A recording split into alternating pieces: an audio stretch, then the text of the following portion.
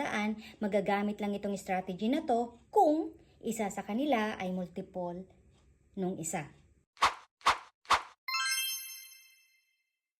For today's video, we are going to subtract fractions with denominators that are multiple of one number. Parehong strategy ng sa huli kong video ang gagamitin natin. Hanapin natin ang least common multiple. Let's have an example. 3/5 minus 2/10. Lagi niyong tandaan na hindi pwedeng i-add or i-subtract ang fractions kung ang denominator nila ay magkaiba.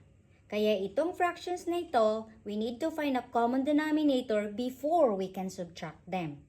We can list the multiple of each number to find the multiple that are the same. Let's have 5.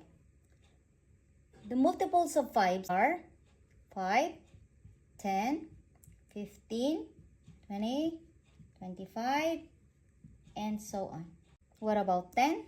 The multiples of 10 are 10, 20, 30, 40, and so on. Ang least common multiple nila ay 10.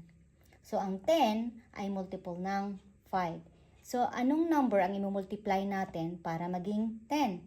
Tandaan na kapag multiply ninyo ang baba ng 2, kailangan din ninyong i-multiply ng parehong number ang nasa taas. So, ano ang magiging bagong first fraction natin? So, i-multiply natin ng 2 times 3 is equal to 6.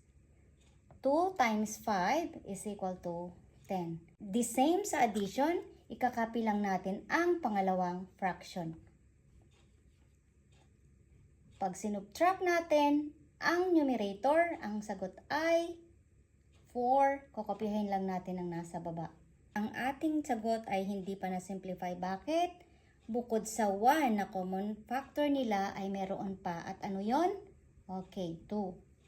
So, i-divide natin both numerator and denominator by 2 para makuha ang pinaka-maliit na fraction nitong 4/10. So, ano yon? 4 divided by 2 is equal to 2. 10 divided by 2 is equal to 5. So, ito na ang ating sagot. Tatanong ninyo, paano kung nag-switch sila? Yung 10 napunta dun sa kabila at yung 5 napunta dito sa kabila.